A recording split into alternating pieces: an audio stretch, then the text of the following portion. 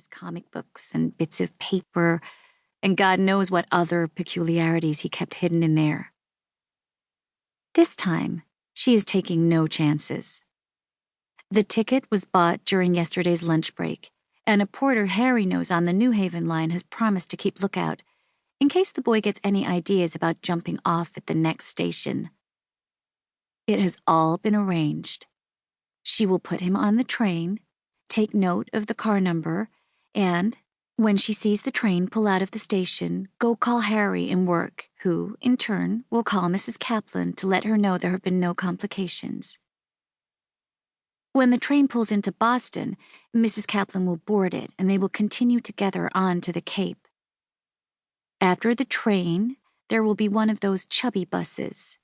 After that, an automobile. And then the sea, the sand, and Mrs. Kaplan's grandson, named Richie. She is tired of telling all this to the boy. The bus, the automobile, the sea, the sand, the grandson named Richie, a dog even. Tired building it all up while the boy, in his silence, pulls it right back down again. But he promised Harry, he swore it, this time there would be no monkey business. He had seemed sincere in his promise, too. Harry even made a few jokes about him running off last time and having to be brought back by a cop. He said it had been on the radio news. The whole of New York had heard about it. The boy sort of grinned when Harry said that. A nice-looking boy, too, when he bothers to smile. The past 2 years have made such a difference to him.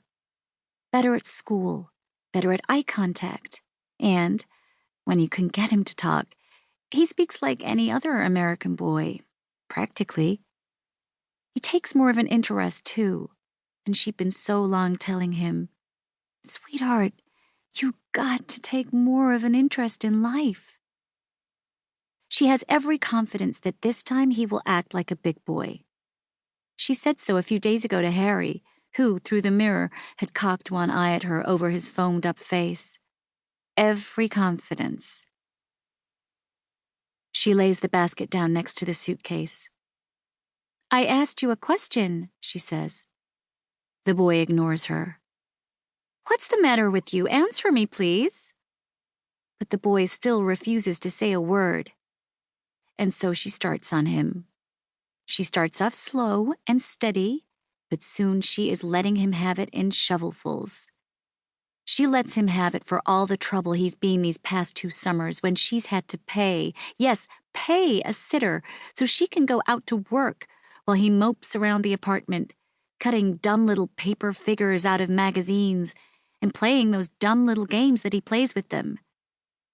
She lets him have it over Mrs. Kaplan, who has been so kind as to allow him another chance after all the inconvenience 2 years before. Mrs. Kaplan, of all people. The woman without whom he would be God knows where, dead at the side of the road in the middle of Europe somewhere. Mrs. Kaplan, the woman who had probably put the whole idea in President Truman's head in the first place about saving all those orphans. Anything that comes to mind, she throws at him. His stealing food from the kitchen as if she never feeds him or would refuse him a bite to eat. His wandering around the building in the middle of the night, spooking the neighbors.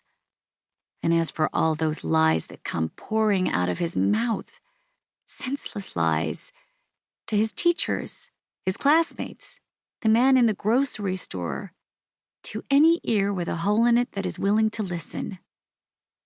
She wants to stop. To pause, anyhow, and think about this barrage of words. But just like it happens sometimes in the typing pool, the words seem to shoot out of their own accord, except now they're landing on the boy instead of on the page. And no, she continues, she won't be tearing up the ticket like before if that's what he's hoping. He will get on that train, and she will go back to work. He will get on that train and do as she says, and she will be standing on the platform until she sees the train disappear right down the track. "I don't like," he says, and then, "I don't want," and "I don't care. You hear me? I don't care what you like or